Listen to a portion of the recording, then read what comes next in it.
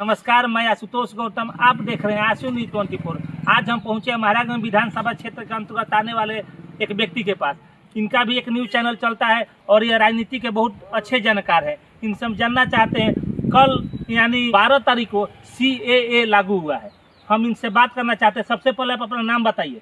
जी, मेरा नाम अमलेश मिश्रा और आप लोग अक्सर हमें AM भारत न्यूज़ पे देखते रहते होंगे। एक्चुअली मेरा चैनल है और हम अक्सर आप सबको वहाँ मिलते रहते हैं। मिश्रा जी, हम ये जानना चाहते हैं, जो कल मोदी सरकार ने CAA कानून लाया भारत में, लेकिन ये जो कानून नागरिकता देने वाला कानून है, तो केवल अल्पसंख्यक जो भारत को छोड़कर दूसरे देश में जो अल्पसंख्यक है, हिंदू है, सिख है, पारसी है, वो लोग को भारत में नागरिकता दिया जा रहा है। बस मुसलमानों को छोड़ दिया जाए तो दूसरे लोग को यहाँ पर नागरिकता दिया जा रहा है। इस कानून में तो यहीं प्रावधान है। जी, तो यही जो आपने भी क्या बात बोली, मुसलमान।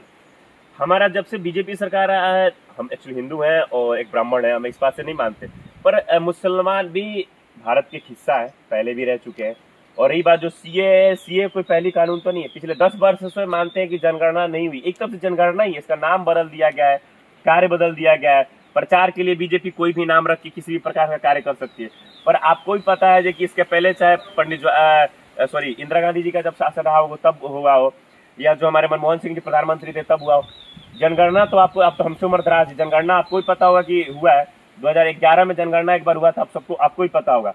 तो CAA कोई नया कानून थोड़ी है, बहुत पुराना कानून ठीक है इसमें, लेकिन विपक्षियों कहना है, खास करके मुस्लिम वर्ग के लोगों का कहना है कि ये मुसलमानों के लिए कानून मतलब नुकसानदायक है। जी, अब आपने एक चीज बोला, CAA मुसलमानों के लिए, आपने एक चीज बोला, यही सबसे बड़ी बात हो जा रही है। पता है क्या, जो अगर BJP का एक सबसे बड़ा एजेंडा चलता है, BJP वालों को बुरा लगे चाहे आप अच्छा लगे, कि जब वो प्रचार जब करते हैं ना, अपनी किसी भी चीज का प्रचार करते हैं ना, तो ओबियसली एक वर्ग जिसको मुसलमान कहते हैं उसको टारगेट करके करते हैं।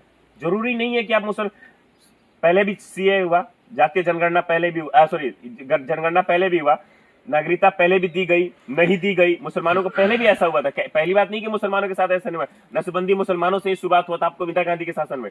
पर इतना बड़े बड़े चैनलों पे, टीवी पे दिन भर नहीं ना दिखाया जा रहा था। एक चीज और बता दे, CAA लागू कल ही क्यों किया गया? लोकसभा का चुनाव आ रहा है, 1 महीने बाद लोकसभा का चुनाव। CAA चुनाव के पहले ही क्यों लागू किया गया? एक चुनावी ये प्रोपेगेंडा हो सकता है। BJP चाहते हैं वोट को जरा बहुत बड़ा। सुप्रीम कोर्ट ने सीधी तरीके से मांगा है कि जितने भी पार्टी वाले हैं सब कोई अपने चंदा का ब्यौरा देगा। और जब चंदा का ब्यौरा मांगा गया तो बाहर से जज मंगाया जा रहा है BJP की तरफ से, जो बोला जा रहा है कि हम अपने जो भी फंडिंग है, फंडिंग का ब्यौरा हम जून या जुलाई में देंगे। सुप्रीम कोर्ट का कहना है कि नहीं, मुझे एक दिन के अंदर, 24 घंटा के अंदर चाहिए, मुझे 12 तारीख को ही चाहिए हमको। ठीक है, चुनावी जो भी आ रहा है अपना प्रचार का ब्यौरा। तो इस मुद्दे को चैनल पे ना दिखाया जाए, इसीलिए मुद्दा भटकाया जा रहा है। तो मतलब आप CAA के पक्ष में है कि विपक्ष में? आप अपना थोड़ा स्टैंड क्लियर कीजिए। देखिए, हम ना पक्ष में है, हम ना विपक्ष में, सीधी तरीके से बता रहे हैं। CAA अच्छी कानून है, सबके लिए कानून है, लेकिन दिखाने का नहीं। एक मिनट, मेरी बात सुनिए। जो आप कह रहे हैं ना, CAA बहुत अच्छी कानून है, CAA होना चाहिए, सबकी गणना होनी चाहिए। नुकसान भी है, इस पर हम लोग ध्यान नहीं दे पा रहे। हाँ। CAA जो कानून है, इससे नागरिकता दिया जा रहा है। नागरिकता दिया जा रहा है तो भारत की जनसंख्या ऑलरेडी विश्व में सबसे ज्यादा जनसंख्या वाला देश होने वाला भारत, चाइना को ही पछाड़ देगा। हाँ। और आने वाले समय में, और अब नागरिक इस कानून के अंतर्गत अब नागरिकता दे रहे हैं तो और तो जनसंख्या बढ़ेगा। नागरिकता दे रहे, ये अलग की बात है। पिछले 10 साल से जनगणना नहीं हुआ है सर, जनगणना हो रहा है, ये गलत बात नहीं है। पर आप स्पेशली किसी वर्ग को टारगेट करके कर रहे हैं ना, टारगेट नहीं किया जा रहा है। BJP का स्टैंड यही है कि जो अल्पसंख्यक है 2014 के बाद, हाँ, 2014 के पहले तक जो भारत में आ गए अल्पसंख्यक, उनको ये मतलब कानून दिए में वो लोग नागरिकता दिया जाएगा। अल्पसंख्यकों को कानून दे रहा है, कोई कानून नागरिकता छीनने वाला तो कानून नहीं है। मुसलमानों को नागरिकता तो नहीं छीना जा रहा है। हम आपके खिलाफ है, हम बोल ही रहे CAA कोई बुरी कानून नहीं है। CAA लागू है, बहुत बड़ी बात, लेकिन जिस समय पे लागू है समय उचित नहीं है। तो ठीक है, समय उचित नहीं है। हर पार्टी चुनावी प्रोपेगेंडा में करता है। कांग्रेस भी रहता तो वो भी समय के इंतजार करता, समय के अनुसार करता, क्योंकि सबको वोट चाहिए। क्योंकि भारत में लोकतंत्र जो है, ऐसे इस सिस्टम का ही लोकतंत्र है। कांग्रेस सरकार में कभी आपने देखा है इतने सारे मीडिया को प्रचार प्रसार दिन भर चलाया गया है? कांग्रेस सरकार, देखिए, कांग्रेस की स्थिति वर्तमान में अच्छा नहीं है और कांग्रेस पहले भी ऐसा किया होगा। इंदिरा गांधी के समय कर रही है। इंदिरा गांधी तगड़े पे राहुल गांधी निकल के जा रहे हैं। जो अभी उनका वीडियो डेली का उठा के देखिए ना, अग्निवीर का लेके जो कानून आया तो उस पे आर्मी के जवान जो कितने लोग हैं, पिछले कई वर्षों से हमें लगता है 2 साल से आर्मी की कोई वैकेंसी नहीं है, 2-3 साल हो गए नहीं आई ना, 4 साल की। आपको एक चीज पता होगा, एक आर्मी की नौकरी पाने के लिए कितने लड़के स्ट्रगल करते हैं, फिर उस लड़के को जो ट्रेनिंग दी जाती है उसमें कितने खर्चे होते हैं भारत के। होते हैं ना एक सेना को तैयार करने में, और मात्र 4 साल में उसको हटा नहीं, दिया 4 साल वाला सिस्टम अच्छा है।